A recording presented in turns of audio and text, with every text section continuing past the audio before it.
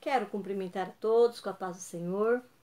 Sou Cristina Mello e se é a sua primeira vez aqui assistindo a esta segunda parte da minha aula, se é a primeira vez, se inscreva no meu canal, compartilhe, curte, clique aí no sininho para ser avisado quando eu postar novos conteúdos e compartilhe aí a palavra de Deus. Amém? E estou aqui para dar continuidade à nossa lição de número 2 que nós iniciamos ontem. Está aí o vídeo abaixo. Se você não ouviu ou não assistiu a primeira parte da minha aula, assista. E esta é uma continuidade. Nós vamos para o tópico de número 2 com o título Os Erros de Roboão. Estamos estudando a lição 2, o reino dividido, Jeroboão e Roboão. Essa lição será ministrada no dia 4. E nesta continuidade, nós vamos falar um pouquinho sobre o filho de Salomão que reina no seu lugar. Este jovem, ele tinha tudo para fazer diferente.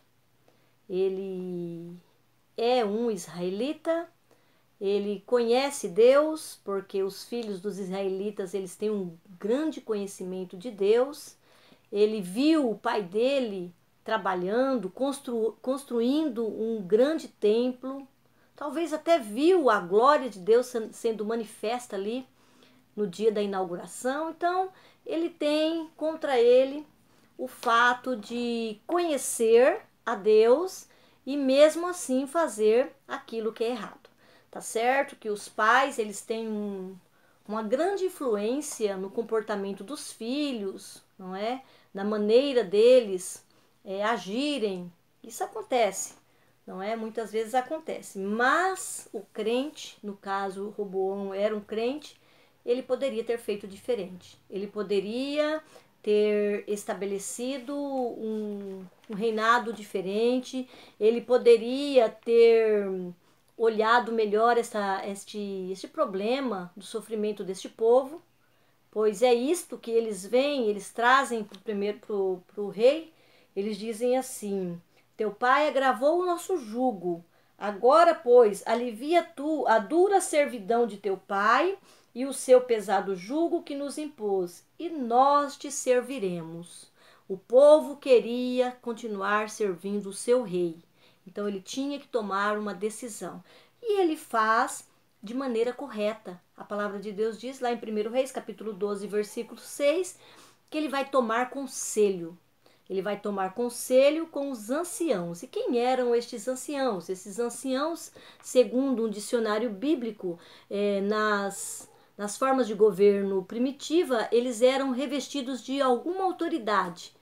Tinham uma certa idade, tinham reconhecimento do povo, tinham experiência, eram homens idôneos e representava o povo. E também, muitas vezes, aconselhava os reis, que é o que ele vai fazer aqui, ele vai tomar conselho. E veja que lá no versículo 6, fala para nós que estes anciãos já atuavam no reinado de Salomão, como conselheiros, como representantes do povo, porque esse era um papel deles também. Se o povo tinha alguma coisa para falar com o rei, queria fazer algum pedido, muitas vezes procuravam esses anciãos, porque eles eram representantes do povo. As nações como o Egito, Moabe, Midian também tinham os seus anciãos, conforme Gênesis capítulo 5, versículo 7, Números capítulo 22 e 7. Eles aparecem em Israel pela primeira vez no Êxodo 3:16 a 18, capítulo 4, versículo 29, capítulo 12, 21. Então, eles tinham um papel importante. E ele vai procurar esses homens. A palavra de Deus diz que ele pergunta como é que ele deveria agir. E aí, estes homens, de forma sábia, respondem: se hoje fores servo do povo e o servires, e respondendo-lhe, lhe falares boas palavras, todos os dias serão teus servos. Então, esses anciãos aqui, eles estavam dando um bom conselho. Ouça o povo, Roboão. Veja a necessidade do povo. Veja também que você é servo deste povo. se hoje fores servo desse povo, porque ele prestava um serviço como rei de Israel. E o servires, eles te servirão. E ali a palavra de Deus diz que ele deixa este conselho que os anciãos lhe haviam aconselhado e teve conselho com os jovens que estavam diante dele, que cresceram com ele. Não fala, a palavra de Deus não diz quem são esses jovens, mas pela resposta dá para perceber que eram rebeldes, não é? Olha o que ele diz. Quando estes homens te procurarem, Roboão, você responde assim: teu pai fez pesadíssimo o nosso jugo, mas tu o alivia de sobre nós, e assim lhe falarás: meu dedo mínimo é mais grosso do que os lombos do meu pai. Assim que se meu pai vos carregou de um jugo pesado, ainda eu aumentarei o vosso jugo. E meu pai vos castigou com açoites, porém eu vos castigarei com escorpiões. Foi uma palavra muito dura e foi esta palavra que Roboão repetiu ali para o povo e causou neste momento a grande divisão dentro de Israel. O autor diz assim, ó, isso significava, não, Roboão deu ouvidos aos maus conselheiros e isso levou-o à ruína. Então esse jovem ele já estava mostrando como era o seu coração. Ele poderia ter feito tudo diferente, mas ele decidiu repetir os erros de seu pai Salomão. E esta característica dele, ela também vai se apresentar mais à frente, que é um problema até maior, muito maior do que o que ele fez agora. Está registrado lá em 2 Crônicas, capítulo 12, versículo 1. Ele diz assim a palavra de Deus: sucedeu, pois, que havendo Roboão confirmado o reino e havendo se fortalecido, deixou a lei do Senhor e com ele todo Israel. Então, ele mais à frente, já aqui, acho que no 5º ano do seu reinado, ele deixa a lei do Senhor. Lá em 2 Crônicas, capítulo 11, versículo 17, tem outra informação sobre ele. Assim, fortaleceram o reino de Judá e corroboraram Roboão, filho de Salomão, por 3 anos. Por 3 anos andaram no caminho do rei Davi e Salomão. E depois disso, ele parou de servir ao Senhor, não é? Já começou aqui no 3º ano. Aí a palavra de Deus vem falar um pouquinho da vida dele. Ele tomou esposa, ele depois casou-se com a filha de Absalão, Maaca. A palavra de Deus diz que é a mulher que ele amava, não é? Mas ele tinha outras mulheres e concubinas, porque ele tinha tomado 18 mulheres e 60 concubinas, e gerou 28 filhos e 60 filhas. O seu sucessor, que será Abias, é filho dele com Maaca. E ele se tornou um homem semelhante a seu pai. Então, nas suas escolhas, ele decidiu se afastar do Senhor, ele deixou a lei. E quando ele deixa a lei do Senhor, a palavra de Deus diz que os inimigos vêm. Está ali no capítulo 12 de 2 Crônicas, versículo 2. Pelo que sucedeu no ano 5º do rei Roboão, que Sisaque, rei do Egito, subiu contra Jerusalém, porque tinham transgredido contra o Senhor. O tema da nossa lição vai falar muito disso. O plano de Deus sobre Israel, em meio à infidelidade da nação, as correções, não é? Diz assim, as correções e os ensinamentos divinos no período dos reis de Israel.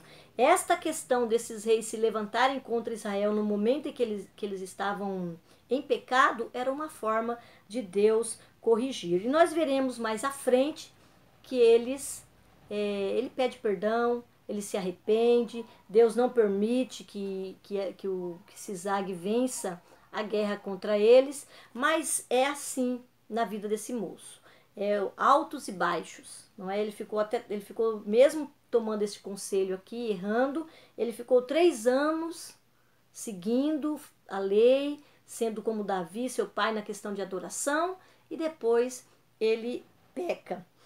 Lá no versículo 5 do capítulo 12 diz assim: então veio Semaías, o profeta, a Roboão e aos príncipes de Judá que se ajuntaram em Jerusalém por causa de Sisague, e disse-lhe: assim diz o Senhor, vós me deixastes a mim, pelo que eu também vos deixarei nas mãos de Sisague.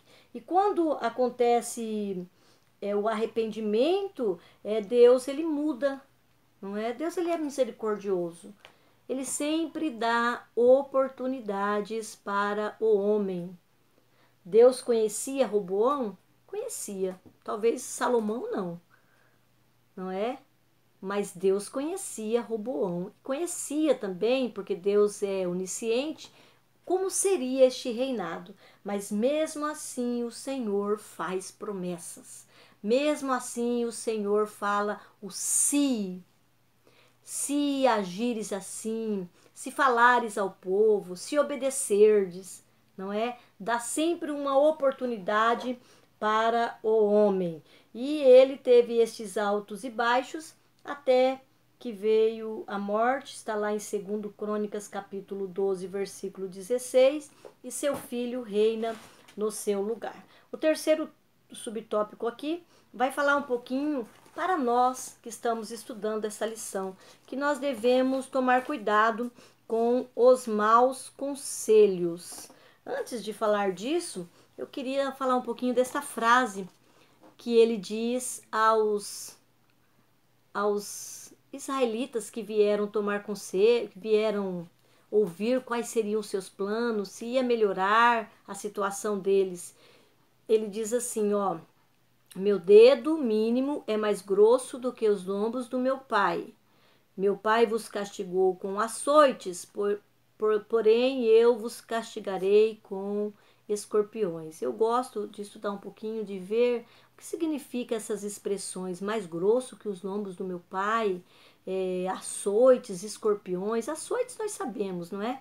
Então, quando ele se refere aos lombos do pai, meu dedo mínimo é mais grosso que o lombo do meu pai, a palavra lombos do meu pai, em outra versão, é uma referência à cintura, à largura da cintura.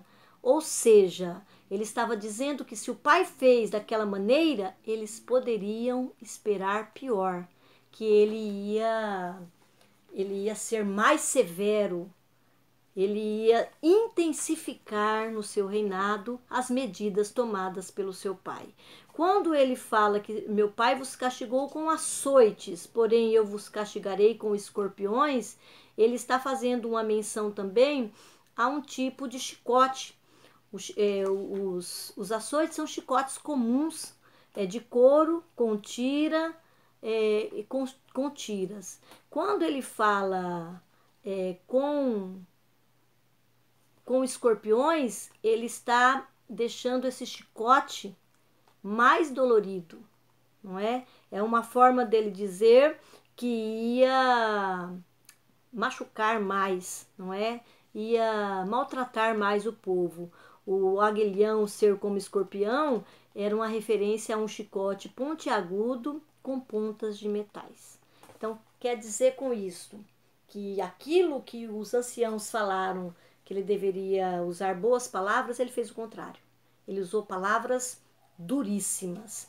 E depois aqui vem para nós, como eu estava dizendo, no terceiro tópico, o valor e o cuidado com conselho. A palavra conselho no hebraico, ela significa direção ou orientação, no sentido de puxar as cordas de um navio para dirigi-lo, expressando que o conselho é cheio de forças e pode mudar o rumo das circunstâncias. Também na Septuaginta, o termo usado, ele traz um significado teológico de presciência da imutável vontade divina, significando que o conselho de Deus é perfeito, imutável, apontando para Jesus, o maravilhoso conselheiro.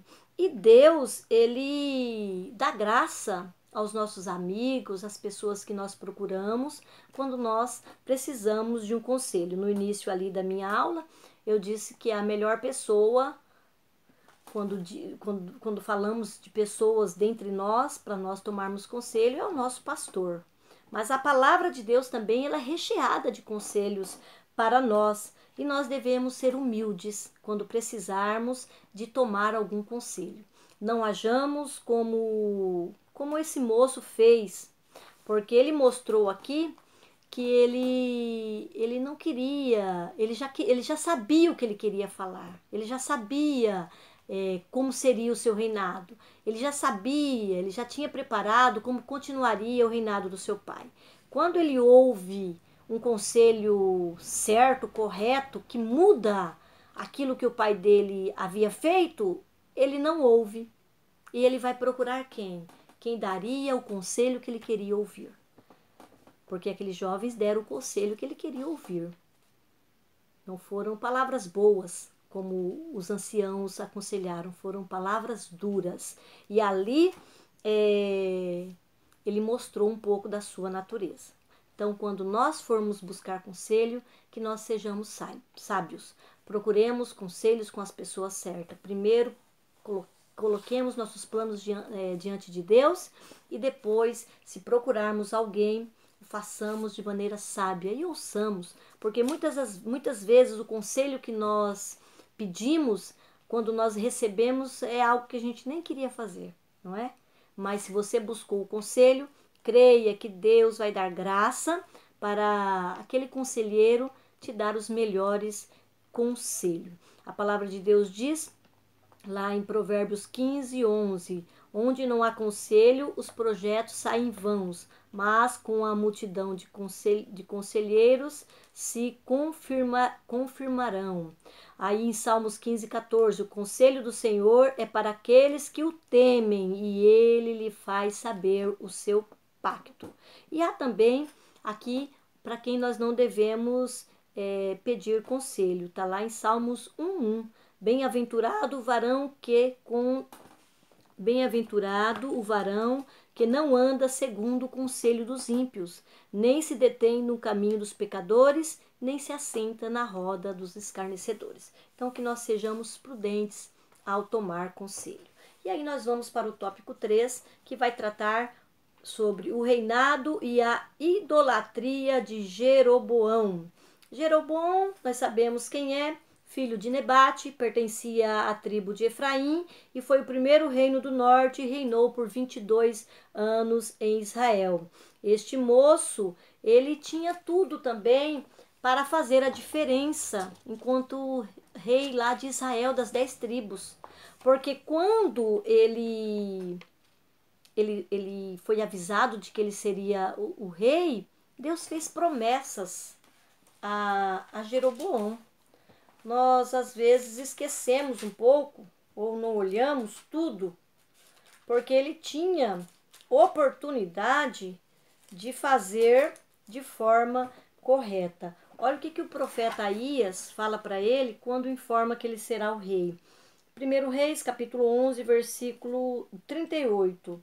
E há de ser que, se ouvires tudo o que eu te mandar, e andares, aqui é Deus falando pela boca do profeta, e andares pelos meus caminhos, e fizeres o que é reto aos meus olhos, guardando os meus estatutos e os meus mandamentos, como fez Davi, meu servo, eu serei contigo e te edificarei uma casa firme, como edifiquei a Davi, e te darei Israel.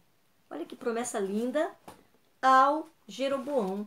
Só que Jeroboão, quando ele toma o poder, quando ele toma, porque ele é colocado rei, não pela mão de Deus, porque havia promessa, mas o povo ali o coloca como rei e ele tem as suas primeiras decisões, não é? Como o primeiro rei do norte, a primeira coisa que ele faz, por temor, por medo de que o povo volte para Israel, para ajudar, aliás, para adorar a Deus no templo, a sua primeira decisão é instaurar a pior forma de idolatria dentro da região em que ele ficou responsável. Ele se mostra rebelde e ele levanta ali 2 bezerros de ouro, e um em Dan, outro em Betel, conforme 1 Reis, capítulo 12, versículo 28 e 29. E ele coloca bem assim, ó, o pensamento dele. Deixa eu ver onde está aqui. Capítulo 12.